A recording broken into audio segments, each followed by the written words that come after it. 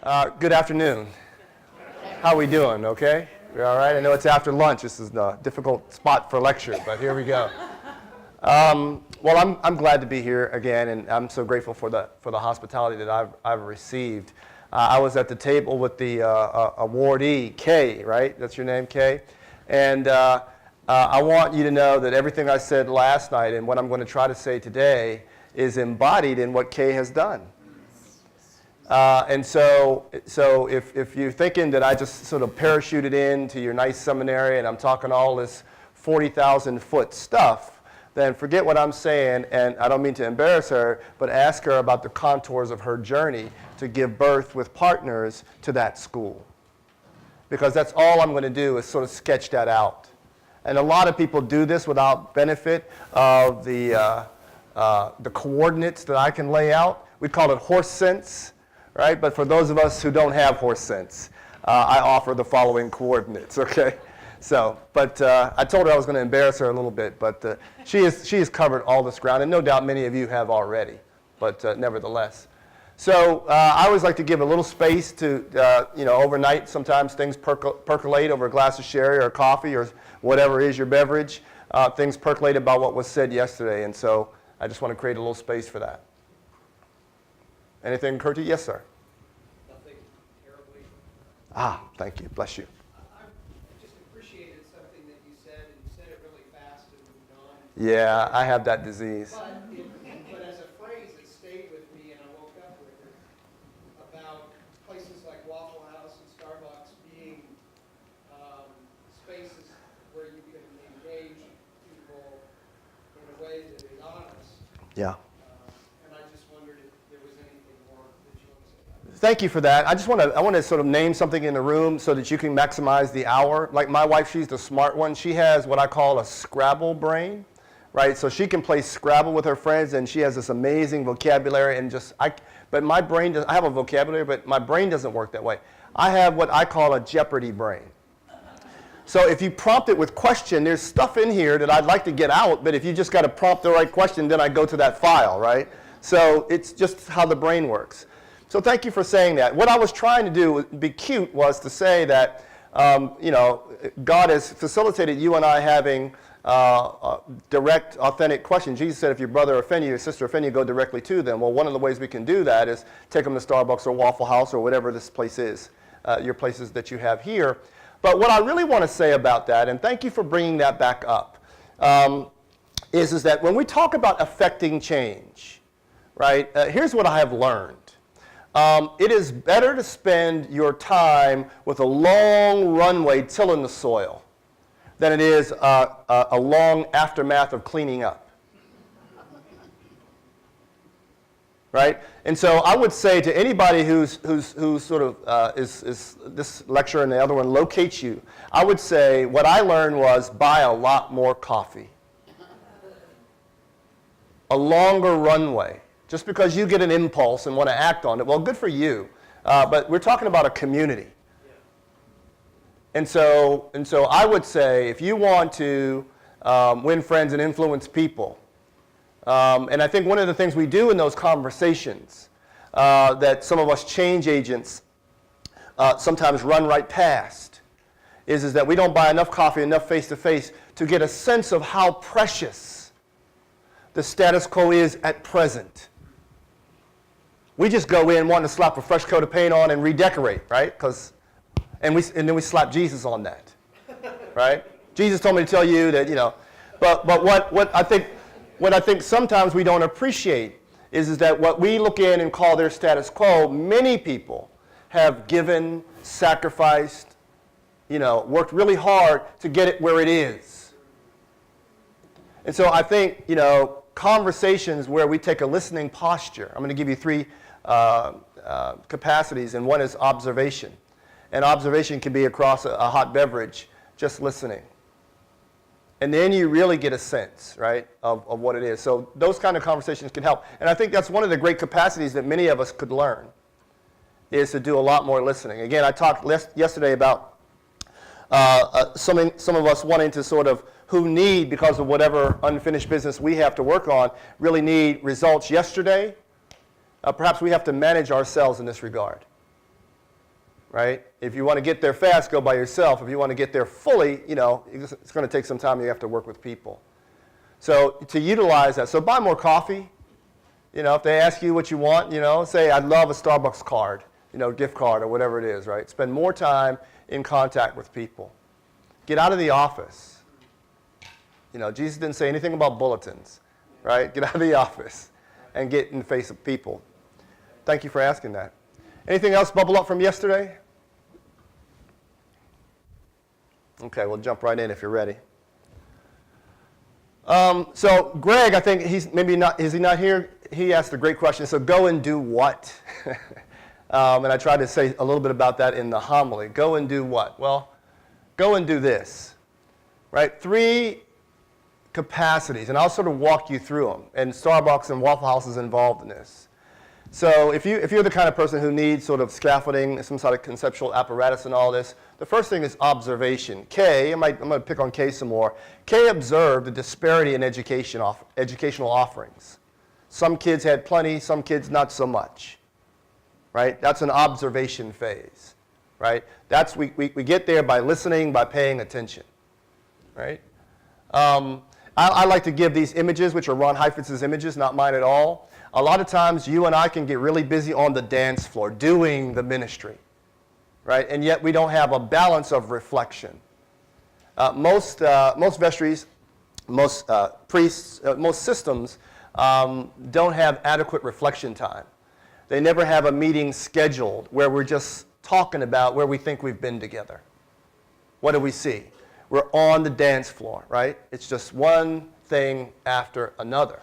And so we never have any space to really sort of try to locate where we think we are. What are we seeing, right? Are we coherent to purpose right now, right? So, Jesus did this. You don't need me to tell you. Jesus did this often, right? Action, reflection, balance, right?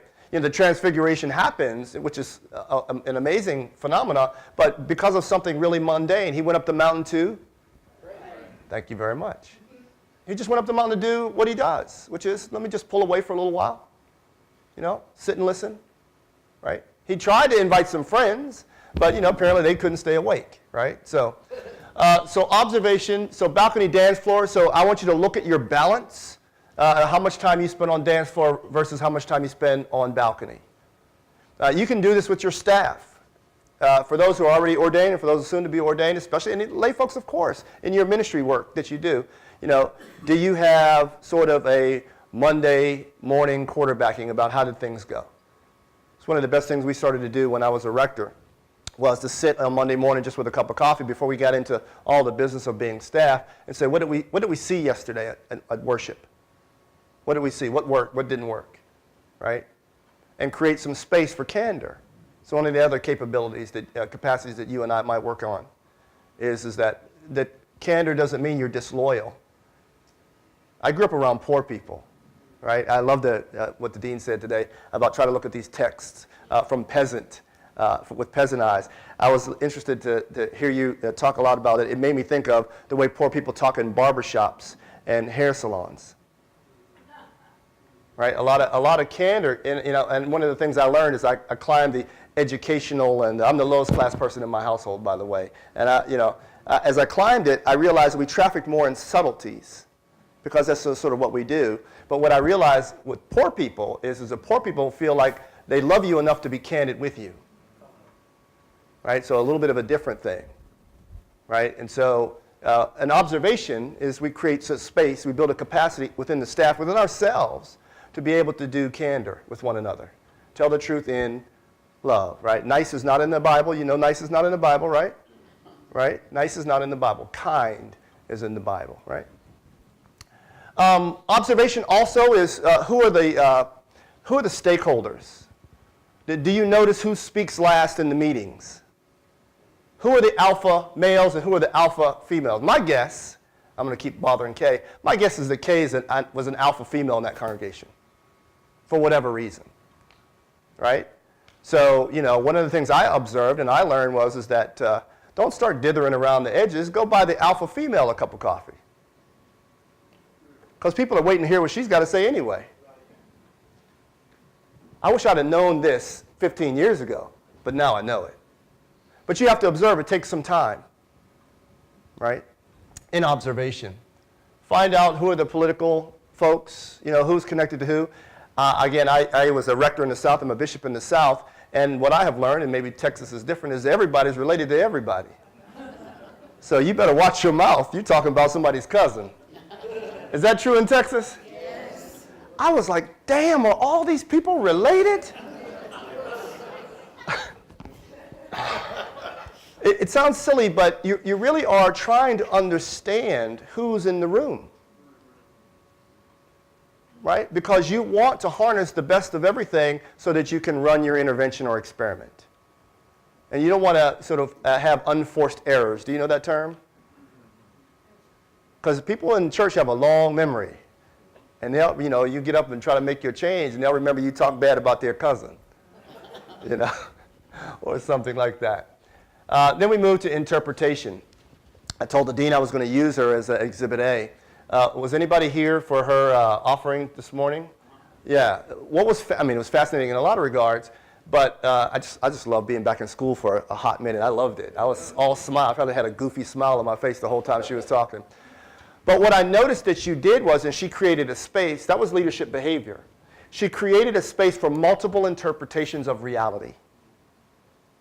And this is what we don't have in Washington. And we don't have in a lot of churches, and we don't have locally, right?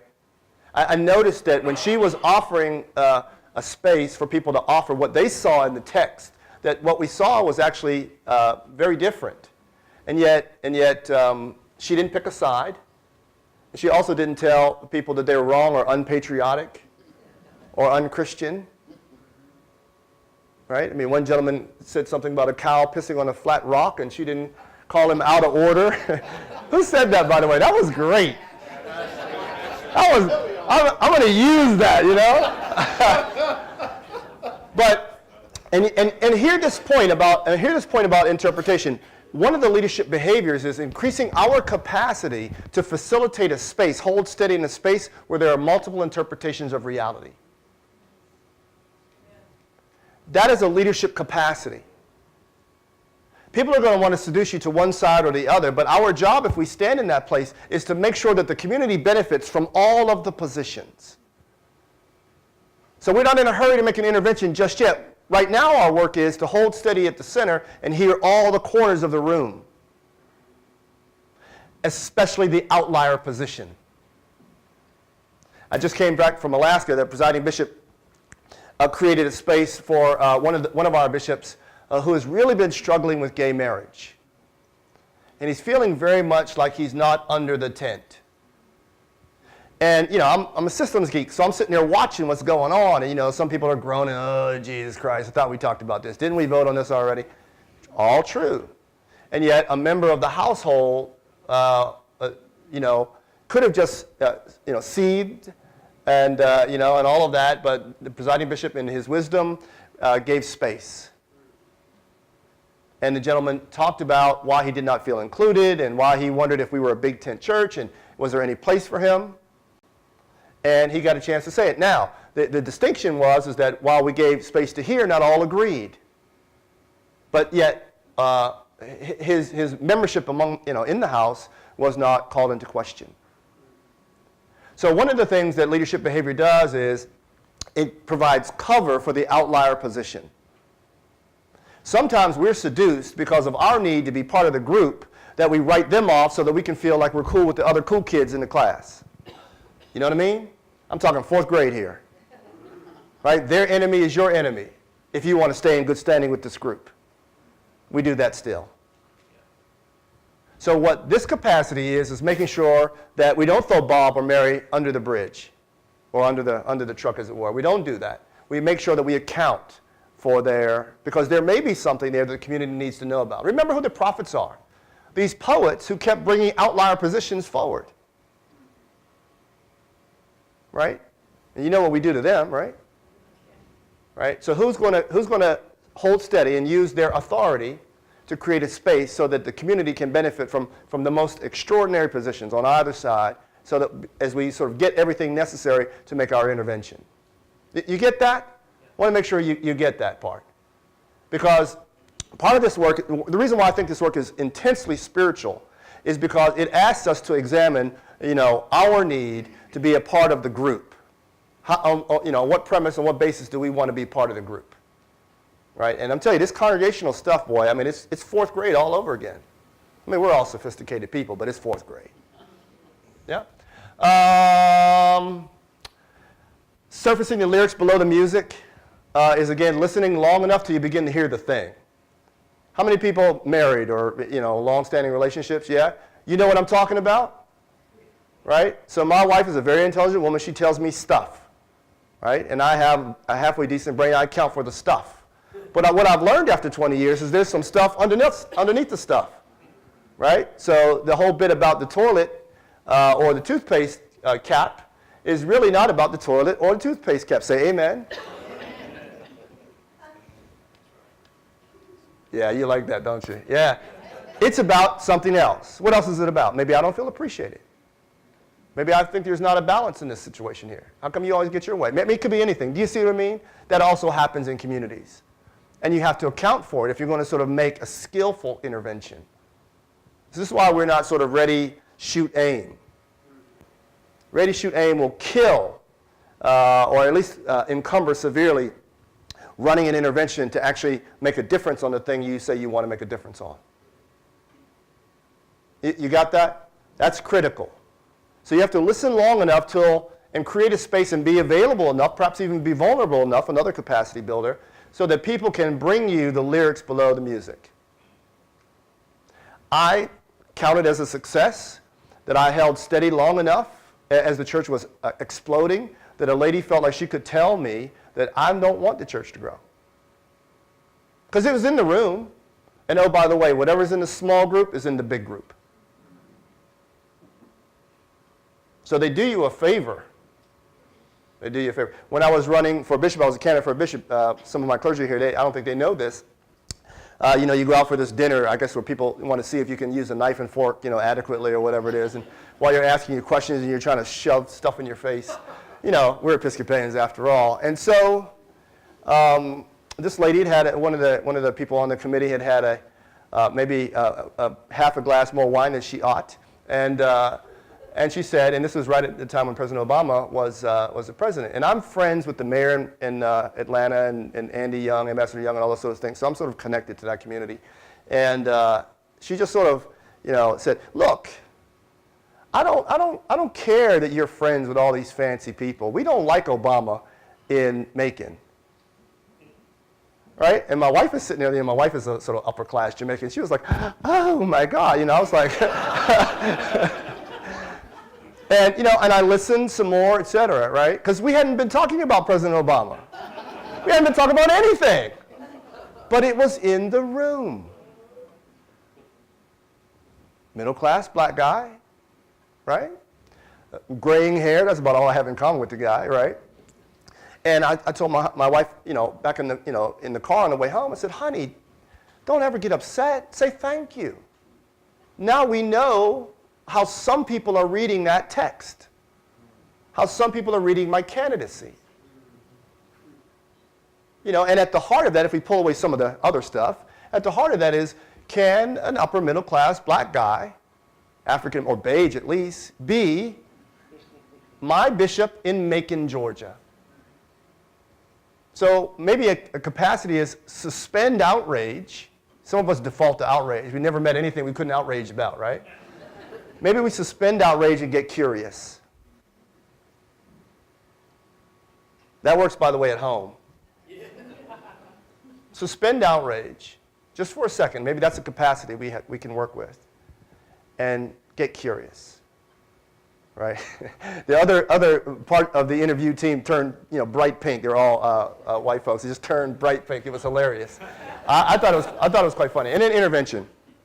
Then we get to the intervention step. So the people who like to do, you walk through this season, and God only knows how long that season is, by the way. And you run roughshod over this at your own peril, or more importantly, at the peril of your good work. Right? So, you're really talking about a capacity to discern where you are on the grid, right? In terms of listening, intervention, et cetera. And by the way, you're trying to find people to do this with. This is not sort of lone wolf work. You're trying to find groups to do this with, right? I've created a group in the Diocese of Atlanta, and Chad is a member of that group. It's Convocational Deans. That was not their previous use by my predecessors, but it's an invitation that I've asked them to join me in. It's a partnership that I've asked them to join me in this kind of work. Help me to know what's going around in 114 congregations so we can figure out what interpretation to run. And it's very easy, right, Chad? Very easy. No, it's not. And it can be mind-numbingly, frustrating. And people can ask you, well, why the hell did I drive here for this meeting? Because it doesn't feel like we're moving the ball down the field at all. So I'm telling you all of this to sort of give you a sort of a fair sense of things so that we know, so these are part of the coordinates, these are part of the trip. You just have to know where you are. And it helps me with my anxiety personally to know where I'm at on the grid. That way I can continue to get up and figure out I'm being productive. What is ripe? What's happening in the community? What is ripe? What needs to be ripened? What's ready to go? Apparently there was some ripening that was happening in that community that Kay tapped into. And then it began to come at her. You heard that when the resources came at her, the people came at her? She said it felt like every day somebody was showing up with resources. Right? It's ripe. It was ripe. She didn't have to ripen it. And then she ran an experiment. How many kids did you start off with? 5. Now up to 120. Let's give it a shot. 1 teacher to start. All right? Anything before we leave here? Okay, we get to some fun stuff here. But I just wanted to give you those are the capacities. Observation, interpretation, and intervention. Right? I like the notion of the prophets. Who are not people who had some sort of spiritual charism to see around corners, but rather were people, men and women, who could see deeply into now. That's what I'm talking about. Deeply into now. Right? And they know that now is a road, and they can look down into that, and they can make a sort of an educated projection about where that will go. That's observation. Yeah. Uh-oh. What happened? My computer went to sleep. How dare it? That's okay. Hey, Andy, how you doing? Is he really on the phone? Yeah. Well, no, he's live. Oh, he's live. Oh my God. So while they're working on that, I'll plug the book. So Bishop Doyle and I have contributed chapters with some other people, the former Supreme Court Justice of the state of Georgia, as well as some other lawyers, and the gentleman who is responsible for Brian Stevenson, the guy who asked Brian Stevenson, you only want to make money or do you want to do something else? We've all contributed chapters in a book about the death penalty, why the Episcopal Church is against the death penalty. You all knew that, don't you? Right? You're clear? Yeah, since the 50s, the Episcopal Church has been crystal clear on the matter. So you can believe that the dish, the fork ran away with the spoon and the cow jumped over the moon. You can believe whatever you want, but you can't make Jesus for the death penalty. Right? And so I say it like that to poke at it, because I want you to start thinking about it, because a lot of us have never really thought about it with any great depth. And Bishop Doyle has contributed a chapter. And so Sister Helen Pragine is going to write a blurb for us, as well as Brian Stevenson. So that's coming out in November. Yeah. The title, A Case for Life. There you go. Oh, we are? Oh, great. Okay. Is that where I want to go? Okay, so I want to go, remember I gave you this definition? Leadership is the capacity to mobilize people to address tough problems, especially problems they'd rather avoid. Right. So then let me back up and give you a couple real-world examples, because I don't want you to think I'm just talking crazy theory here. So on the left is a stained glass window at St. Matthew's Church in Fairbanks, Alaska. And above is a river that runs through Fairbanks. To mobilize people to address tough problems. There was a scarcity of salmon. And there was a real big fight there between the government, Fish and Games, and the Athabascan people, who are subsistence people. So if they can't catch it, kill it, hunt it, whatever, they don't eat. And they got together, an amazing piece of leadership work. They got together as communities that span this amazing geographical area. And they decided that they were going to accept even more hardship so that the salmon can flourish and other people and other generations might have salmon. Now, you say, wow, that's amazing. But it was a leadership piece of work of getting people involved in this, for them deciding to work through, appreciate the loss that people were going to experience, and to work through that.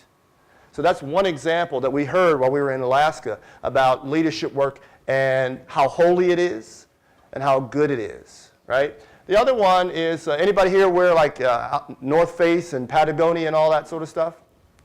These are all adaptive challenges. That's why I wanted to give you. So in 2013, North Face made $20 million. $20 million? No, more than that. Yeah. I think it was, yeah, no, of course it was. It was $200 million. Thank you very much. $200 million in profit, right? Revenue, right? In comparison, Patagonia made $57 million, right? And so, you would have thought what would have come next at the company meeting, right? Is what? How do we win the arms race with North Face? Right? Except that the CEO, Yvon Chouinard, and I'm probably saying his last name wrong, said that we actually don't want to win that arms race. Actually, we want to lose it. Because what we want to do is we recognize that corporations run governments, right? And so we want to reflect back to the culture some higher values. And so what we're going to do is that we're going to ask you when you want to buy our garments, are you bored or do you really need it? Because we don't want to inflict on the earth any increased hardship just to win a revenue race. And so since 2013, they have been putting in action steps so that they sell less. That's just downright un-American. But you see, the adaptive challenge, the norms shift, the values shift, the belief shift is that we have enough crap.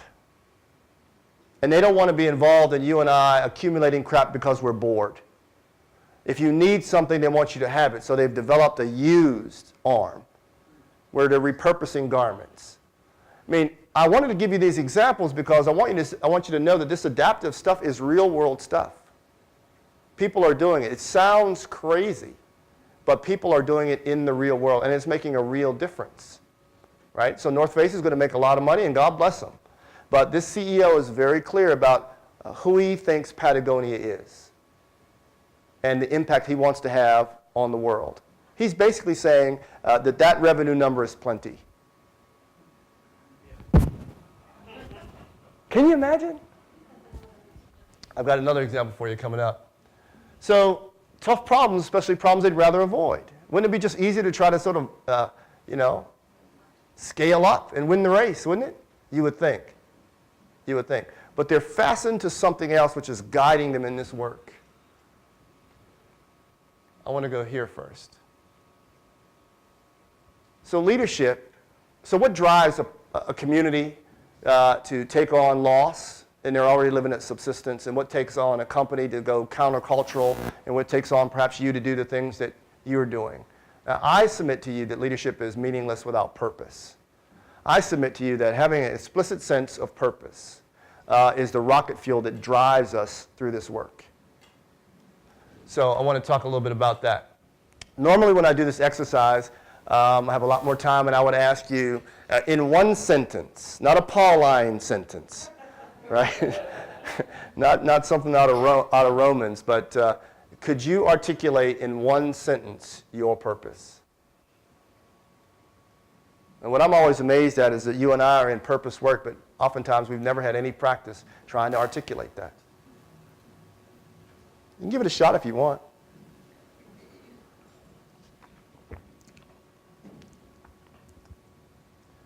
Yes, ma'am. To show forth God's love. Show forth God's love. Great. That's great. Anybody got one right on the tip of their tongue? Yes, sir. To make and support disciples of Jesus Christ. Make and support disciples. Who could argue with that? Praise the Lord. Yes, sir. Healing presence, rain or Healing presence, rain or shine. I love it. Yes, sir. Conduit between people and the kingdom of God. Beautiful. Traywin? To get people to fly. Get people to fly. Wow. Any more? A couple more? No? Go where the demons are and go where the disease is. Hot dog. You listen to the preacher. That may have been the shortest. I mean, I know my clergy were like, that's the shortest sermon I've ever heard him preach in his life.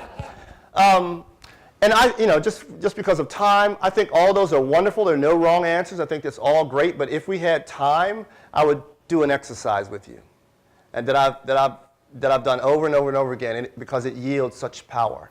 And I usually will find someone who has a beautiful, wonderful purpose statement that they say on the tip of their lips. And then I'll ask them to stand up and I'll say, tell me more. And they'll say, oh yeah, to love and serve the disciples, to fly, to support, all that. And I'll be like, great. And I'll be like, can I just talk to you a little bit? Is it okay? You're safe? Everything's all right? I'm going to push you a little bit. They say, yes. And I say, so what? And then usually they just say it over again like I don't understand English, right? They'll just say it over again. And I'll say, but who cares? And then they'll start to flounder and flip around, right? And I'll say, there's a lot of things you could be doing with your time. This is a wonderful, magnificent world. You could be doing a lot of stuff. Why are you doing that? Right? And then the whole room gets really quiet, just like now. Because I don't rescue the person. And I'll tell you what happened when I did one of these most recently in the Diocese of Central Pennsylvania. I asked this young man, not a young man, but an older gentleman, lovely man, a deacon of many years service, just a lovely guy. And he was telling me, he believes in the community of Jesus Christ and he's given his life to the church. And I said, so what? And some more, and I said, why? And I said some more, and I said, who cares? Long pause.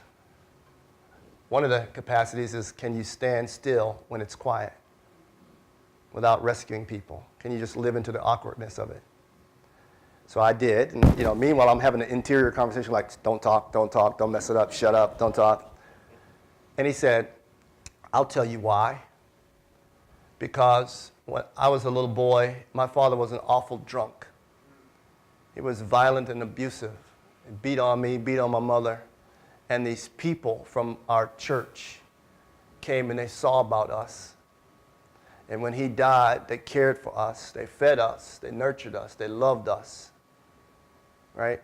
But he had not ever gotten down to where the fuel was. He was up here with the generalities.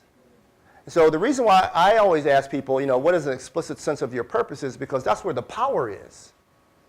Right? If you lead with authenticity, you don't have to hemorrhage over people because of your story. That's not what I'm talking about. But if you can be in contact with what really is driving you, right? I think there is a wonderful qualitative and perhaps quantitative advantage for the community. Right? I didn't get a chance to follow up with him, but I was going to ask him. I said, well, have you ever considered moving from the general sort of making community wonderful to how to raise up people who can support families who are facing alcoholism? You see how that would have moved them a little closer to where the power was, to the energy was? So that's why I think it's really not an asinine exercise to ask people, what's your purpose? What's your purpose? So if you go on my Twitter page, you'll find out that I say that practicing and inspiring the leadership behavior of Jesus. I say that's what I got today, right? And I'm working on that. It's taken me a long time to get to that sentence, right? Practicing and inspiring the leadership behavior of Jesus. And I can tell you the church is very important to me. I was born in an orphanage. Any adopted people here? We're the best people in the whole wide world.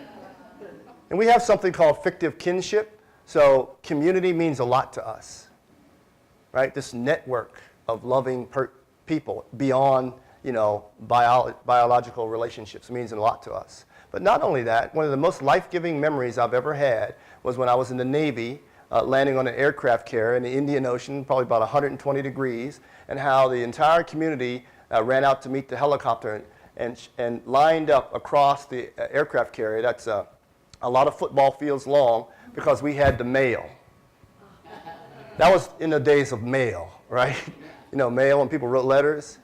and our helicopter was full of mail. And one bag after the other, the bag moved through all of our hands across the flight deck and down into where it was being sorted. And I can't tell you exactly everything, but I can tell you, sweating my tail off in a flight suit on an aircraft carrier in the Indian Ocean, participating with people to achieve a good goal, I was home.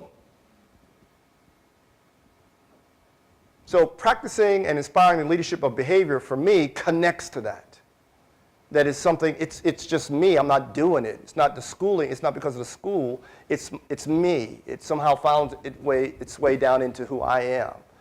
Both with my being an adopted person, the community of the church, as well as feeling like I'm a cog in the right machine.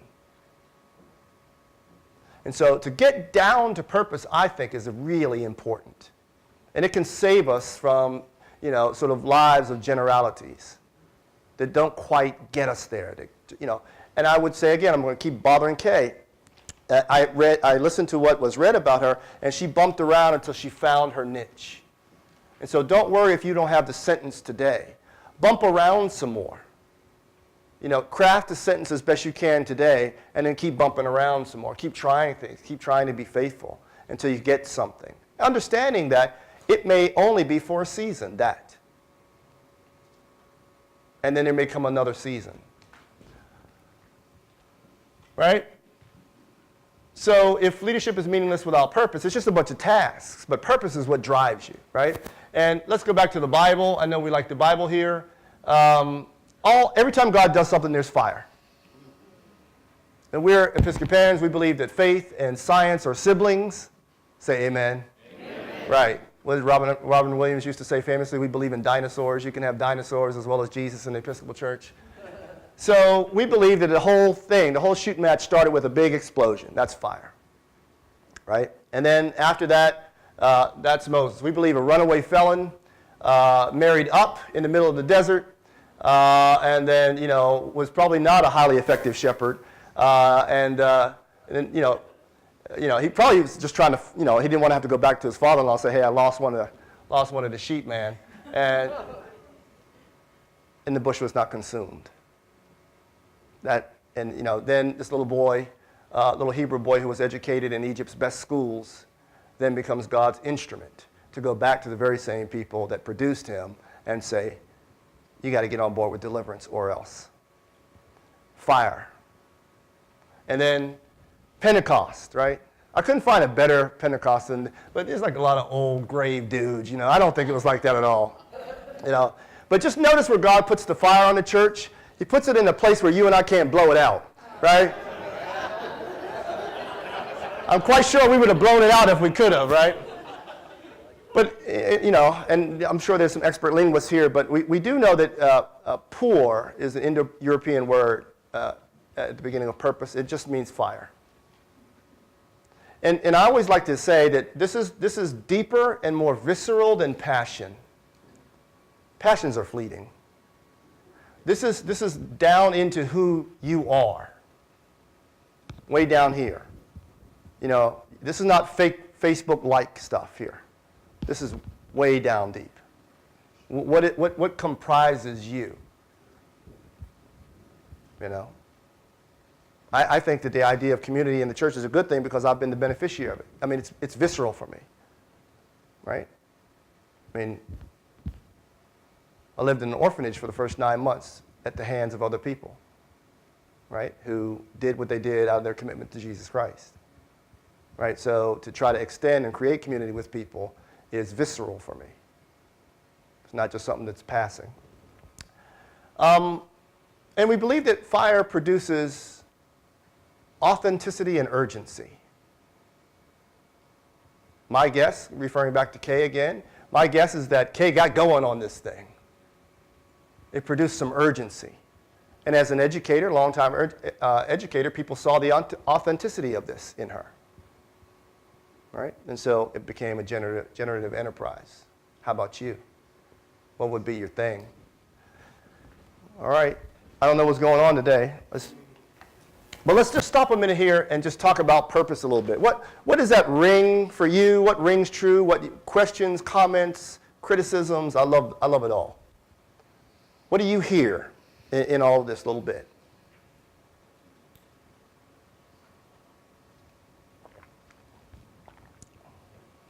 Yes, ma'am.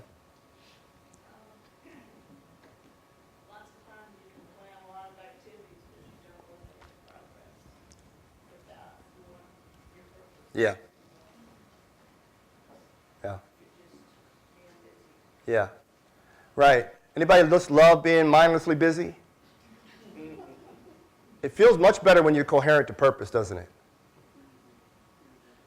I mean, I think as I pastor clergy, I think that's the sort of a thing I hear most often is that I'm dying in busyness and I'm bored out of my mind. Listen to that. I'm radically busy and I'm bored, which means there's some good discernment work to do. Somebody was going to raise their hand.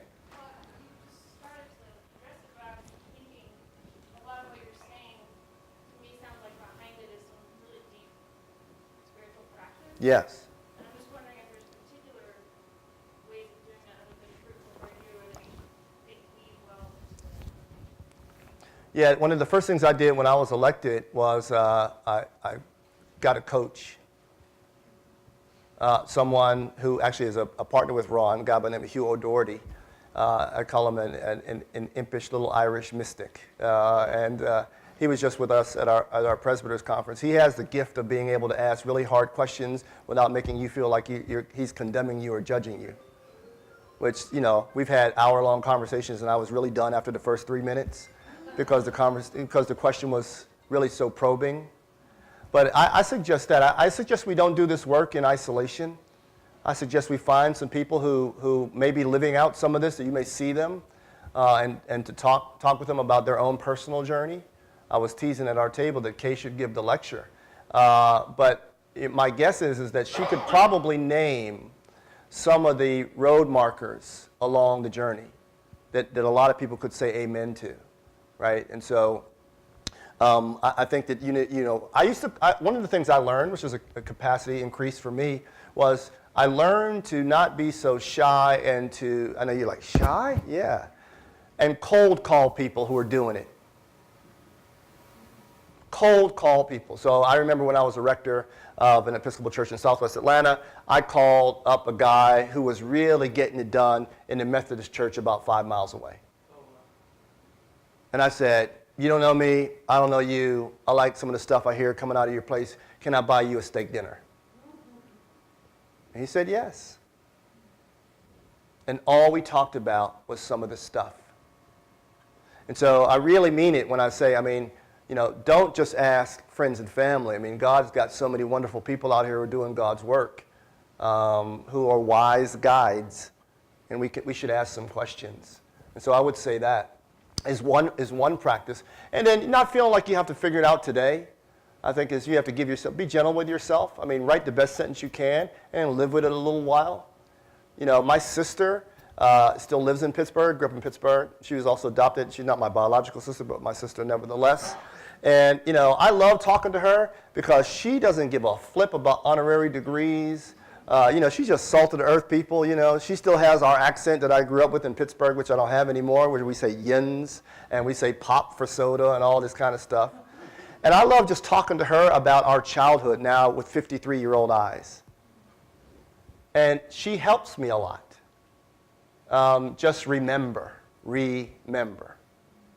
And so do you have some people that love you enough to just sort of reflect with you about some of the ground that you've covered? I remember telling a good friend of mine from college, hey, I think I'm going to go and go to seminary and be ordained. And I thought, given where we had been together in life, over college days, that he was going to be totally outraged and like, oh my God, what the hell? Letting anybody else, letting anybody in the church now. He was like, makes sense. He was reading the tea leaves, and that was confirming for me. So I would say, find you some partners to do this with. Yeah. Anything else on this before we move? Yes, ma'am. When you were talking about fire, with our proximity to Mexico, I Yeah. and the burning heart for humanity. Yeah. And the love that Jesus has. And I don't know if it's canonical or just a story that's told of that Jesus got that heart from his mother. And I just love that story, this burning heart for humanity. And I know that that's definitely part of where I feel my purpose. Yeah. Yeah. Jeopardy brain. What that conjures up in me is that we don't tell Jesus' story in the context of his family very well. Right? So he's, look at all these lay people. Jesus, his mama, Joseph, right? Elizabeth, all these lay people. This is a story of faith moving through a family.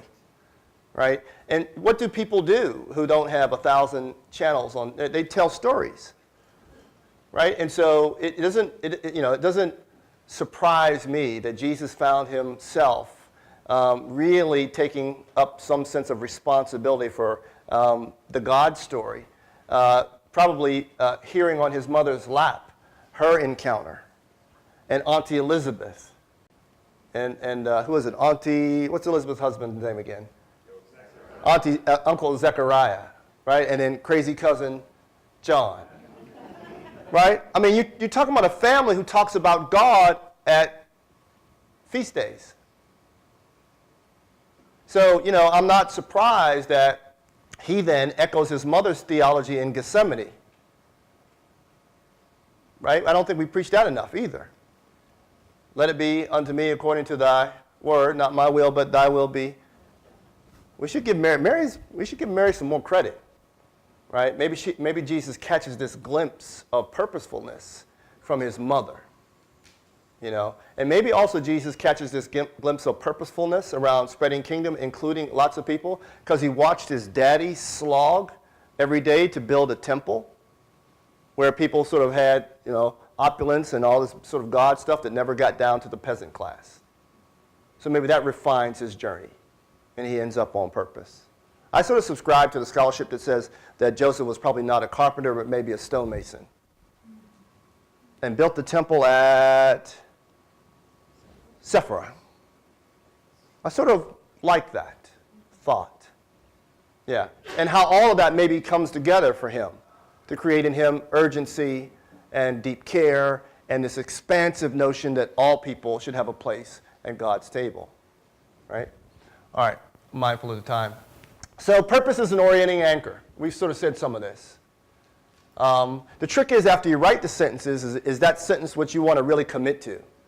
So I take appointments like this because it works within that to practice and inspire leadership behavior. I don't take a lot of other appointments, right? So a lot of people want me to come and talk about being black, right? And that's fine. I'm very proud of my heritage.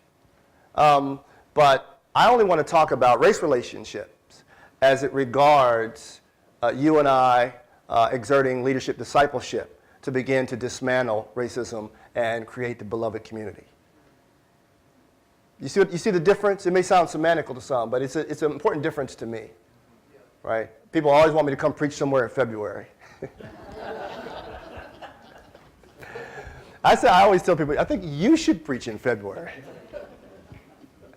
God made 51 other Sundays. I'll come then. Allows you to hold steady in the face of resistance. How you know you've landed on purpose is if you can stay there in the face of resistance. Right? Dr. King said, hate is just too heavy a burden to carry. So they were trying to dislodge him from nonviolence, especially young people. And I cannot do that. I am totally committed to radical love, agape love, nonviolence. Right? Prevent you from being guided only by passion. Again, we're trying to make a clear distinction here between sort of fleeting passions and something that is really constitutes who you are. Staying connected to purpose allows us to manage egoistic hungers. Anybody here have extreme ego needs? Come on, raise your hands. I mean, we're polite about it, but you got them still, right? Sure. We're human, and no sinners in the room. I only take invitations from sinful people. Any sinners in the room? All right. I love it. She pointed to the lady beside her. I love it. Well, I'm a sinner. Hi. My name is Rob. I'm a sinner, right? But yeah, thank you. And especially for those of us in authority roles, right? You know, if we're not going to stay coherent to stuff with people, then it really just ends up being megalomania. So we have a diocesan purpose statement in the Diocese of Atlanta, which was a too long a story to tell you, but it is, we challenge ourselves and the world to love like Jesus as we worship joyfully, serve compassionately, and grow spiritually. Now that's not the Magna Carta, right? But what we thought we were doing is trying to craft something that was elastic enough for the diocese, 114 parishes, and yet an opportunity for every individual parish to pull down some part of that, while we had some overarching thing for ourselves. And what I like most about that purpose statement is I did not contribute one word to it. So it's not that, and even though people thought, oh, surely Rob was, behind the scenes, pulling the strings, I actually was not. Which means that I pledged, in addition to other people, I pledged fidelity also to that purpose statement. So then we manage budget. We develop budget around that. We've had themes for annual council and presbyters conference on purpose. So the first year we did this was just after the election, the presidential election, and you know what the first word was? We. And that may sound ridiculous to you, but we spent an hour and a half in making resolutions about who we think we is. Pardon the English. And let me tell you, it was a spirited conversation. And you know what I like most about that maddening hour and a half of sitting on the dais trying to, direct people to microphones and tell people to stop applauding? That at the end, we affirmed the baptismal covenant. But it was an important exercise for us, given the political brouhaha. And so we stay coherent to purpose because we feel like that helps to manage even the bishop's egoistic needs. Right? It's us doing this together. And when we're all on purpose, we get to innovate around the same thing. Some congregations are doing a good job. They have really good intentions, but sort of every idea is given equal standing. And so then you end up with the Ferris wheel of activity. And people are already pooped in their lives. Is this your observation? And so then we have these breathless opportunities in congregations, and they're like, Jesus Christ, I'm pooped at home, I'm pooped at church. Right? Because we haven't figured out the capacity to say, to account for multiple interpretations of reality and yet lay claim to some purpose and stay coherent to that purpose for a season. So just because Bob has a vagrant thought doesn't mean now we automatically roll that into the budget. You see what I mean? Dick Ryan, who was a former bishop of Washington, of New York, used to say that most congregations are just tired, and he would just prefer to lay claim to one or two things and let the rest go. Do the hard work of figuring out what that congregation's charism is and go there deeply. I think you might have been on to something. So another example of something in the real world. So that's my 14-year-old son who's coming home tomorrow from his first 6 weeks at boarding school. His name is Noah. Thank God he looks like his mother, so he's handsome. So Noah is at Rabun Gap. I'm going to give you real world stuff so you don't think this is all conceptual foolishness. Rabun Gap Nacoochee School is in Rabun County in North Georgia. And it is what we call a Coca-Cola school, where the Woodruffs gave lots and lots of money to plant these little kingdom schools. Right? They didn't know they were Episcopalian, but we're helping them understand that as we go along. So I went there to do a chapel service and fell in love with the place. And I came home to talk to my wife about it, and we were just going on. And my wife boarded also. She's from Jamaica. She boarded in Edinburgh, Scotland. So she starts talking about her experience as a boarder, and the rest of my kids are like, okay, can we leave now? But Noah dialed in. He listened, right? So now he's a 9th grader at Rabun Gap. Why you should care about any of that is that now I'm on the board there, and they're living out their purpose in the real world with market pressures. So their funding is 70%, it's in their purpose, who they are. 70% of the kids will be on aid. 47 countries represented. They have a line around the block and down the street of people with cash, good green American currency, to get their kid in there, but they will only take 30% full pay kids. I was just at a board meeting, and again, I'm a systems geek. I'm sitting there like, check this out, because one upstart, brand new board member starts going on about, we can add capacity. I mean, we got rolling acres. We got plenty of places to build out, et cetera, et cetera. And he was shut down like nothing. Not disrespected, but educated. This is the purpose of this school. This school will be a snapshot of the kingdom of heaven. We will have all of God's children represented here. And if that means that we're not going to sort of have this extraordinary endowment, if that means that we're going to sort of keep it a manageable size so that we can pull this off, that's what we're going to do. And the gentleman at the end of that said, thank you. I understand now. But I raise that to you to say, because sometimes we can have wonderful conversations like this and we say, oh, that's lovely. But what about the real word? Haven't you preached those sermons before? Preach those rousing sermons, and then, inevitably someone will shake your hand at the door. Maybe they'll wait to get into the parking lot and they'll say, but what about the real world? Well, you and I get a chance to talk about and live out and embody the real world as Jesus defined it. Yes. But it's going to take some leadership, and it's going to take hard work. And, as I was talking to the dean the other day, I was saying one of the things we ought not do is allow deferred maintenance on Episcopal identity. Because that's what's kicking our butt in a lot of places. And even though this school was founded by Presbyterians, now they're understanding that they're Episcopalians. I'm helping them, by the way, with that. They're crystal clear. They're crystal clear now about this notion of identity. And not diversity, but Catholicity.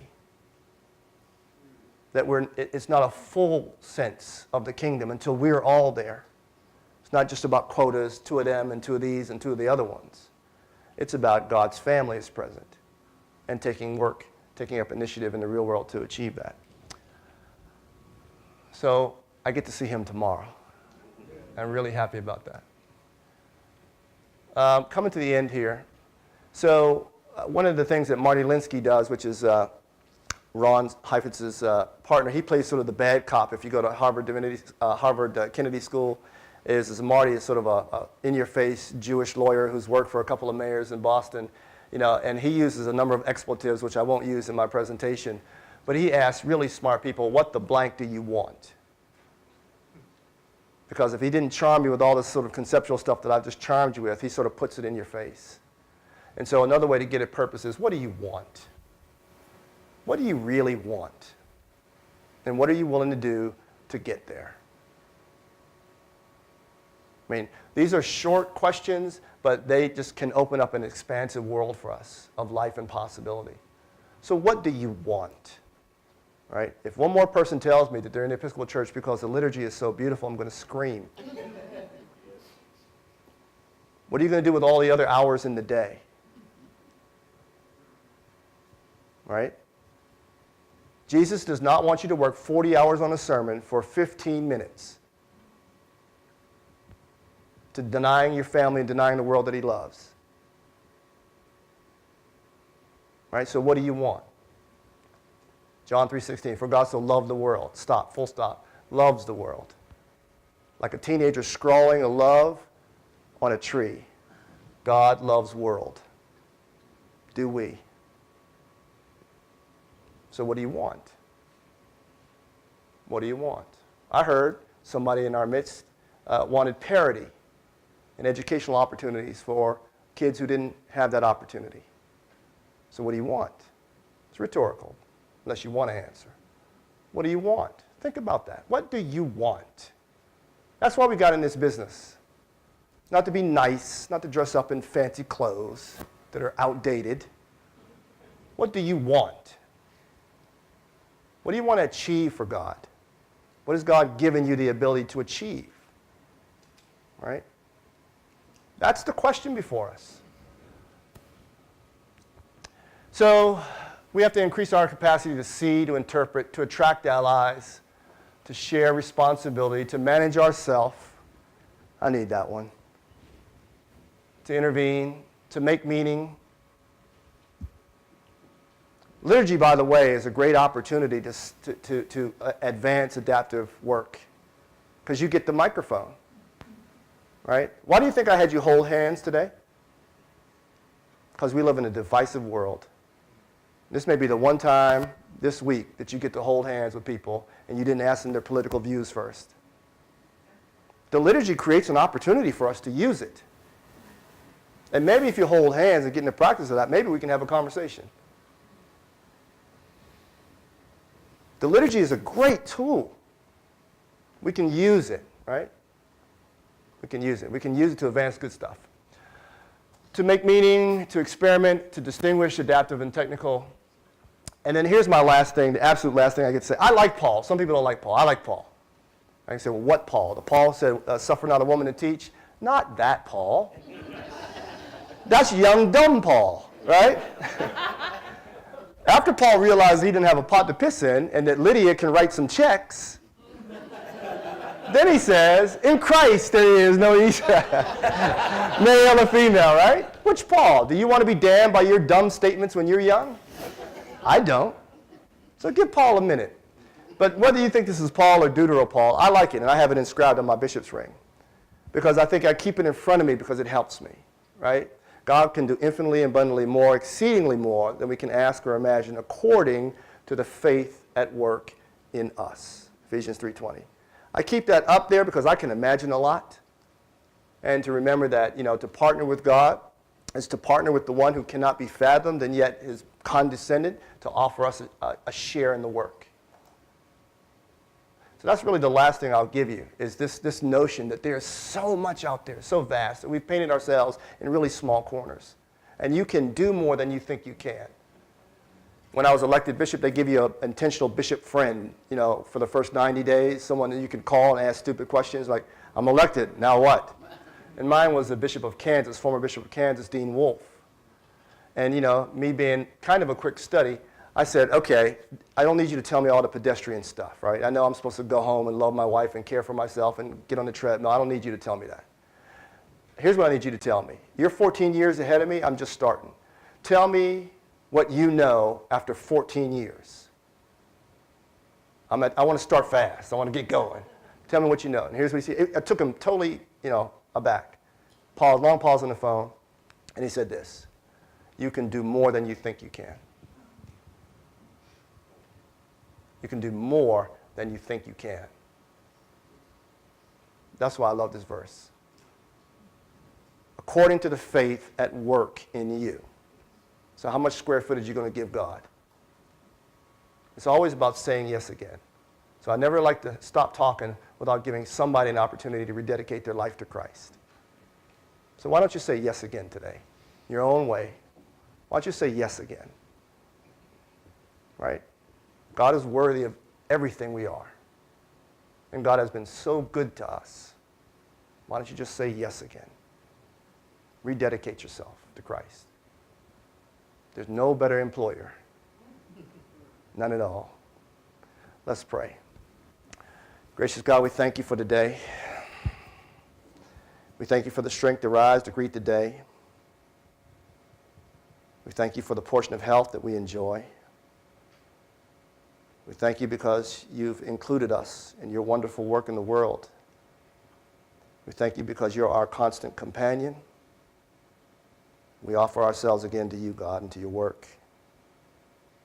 We ask you to use us, despite the blemishes, just use us. With the blemishes, use us. Give us such an awareness of your mercy that we have a joy that comes from being the recipient of an immense gift. And we pledge to give you the glory as we go along. This we pray in Jesus Christ's name. Amen. Amen. Thank you very much.